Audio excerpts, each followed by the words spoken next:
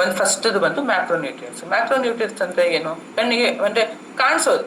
Macro ಅಂದ್ರೆ ದೊಡ್ಡದಾಗಿ ಕಾಣುವಂಥದ್ದು. ಯಾವ್ಯಾವ ದೊಡ್ಡದಾಗಿ ಕಾಣುತ್ತೆ? ನಾವು ತಿನ್ನೋ ಊಟದಲ್ಲಿ. ಇವಾಗ ಅಕ್ಕಿ, ರಾಗಿ, ಗೋಧಿ, ಜೋಳ, ಈ ಪದಾರ್ಥದಲ್ಲಿ ಜೋಳ ಇದು ರೊಟ್ಟಿ ಕಾಣಿಸತ್ತಾ? ಅನ್ನ ಕಾಣಿಸತ್ತಾ?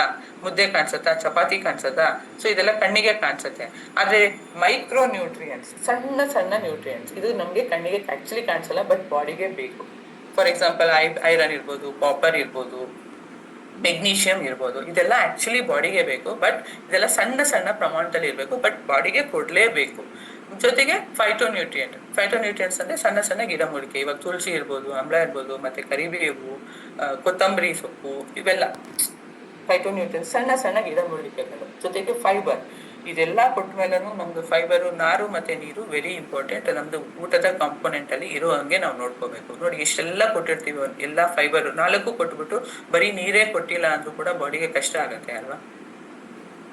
ಹೆಂಗೆ ಅದು ಡೈಜೆಷನ್ ಶುರು ಮಾಡುತ್ತೆ. ಸೊ ಇದಿಷ್ಟನ್ನು ಆಕ್ಚುಲಿ ಕೊಡಬೇಕು. ಬಟ್ ಇದಿಷ್ಟನ್ನು ನಮ್ದು ದಿನನಿತ್ಯದಲ್ಲಿ ನಮ್ದು ಬಾಡಿಗೆ ಹೋಗೋ ಹಂಗೆ ನೋಡ್ಕೋಬೇಕು. ಬಟ್ ಹೆಂಗೆ ನೋಡ್ಕೊಳ್ಳೋದು? ಈಸಿ ಇದೆಯಾ ಇದು?